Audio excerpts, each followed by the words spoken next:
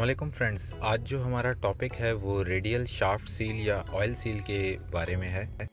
Oil seal का जो purpose होता है ये डिफरेंट एप्लीकेशंस पे यूज़ की जाती है, जहाँ पे हमारे पास जो ऑयल है या ग्रीस है उसको कंटेन किया जाता है और उसको हमने लीकेज से प्रिवेंट करना होता है। तो वहाँ पे हमें इस तरह की सील्स का यूज़ करना मैंडेटरी होता है। जैसे आप देख सकते हैं हमारे सामने एक ये ऑयल सील है और एक ये गियर बॉक्स है।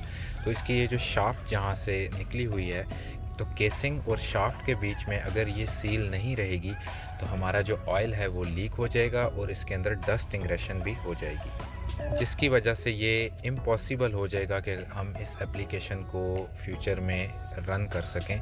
तो उसके लिए हमें इस ऑयल सील का इस्तेमाल करना होगा। तो अगर आप देख सकते हैं ये जो ऑयल सील है इसके ऊपर कुछ डायमेंशंस लिखी हुई हैं, जैसा कि 85, 110 एंड 12। तो इसका क्या मतलब होता है? 85 जो है वो इसका इंटरनल डाया होता है, ये जो बीच में है। जो 110 है वो इसका आउटर डाया है और जो 12 है ये इसकी थिकनेस होती है। और ये जो मटेरियल होता है ये NBR नाइट्राइल इसका मटेरियल होता है।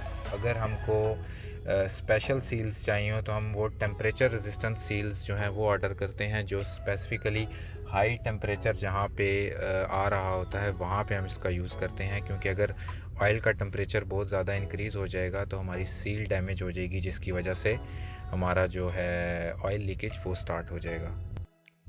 इस सील के अंदर ये आप जो स्प्रिंग देख रहे हैं इसको गार्टर स्प्रिंग भी कहा जाता है, जो इसको कम्पैक्ट रखता है और फ्लेक्सिबिलिटी के लिए यूज़ किया जाता है इसको। तो इस सील को हम ऑयल सील भी कहते हैं और गार्टर स्प्रिंग सील भी कह सकते हैं।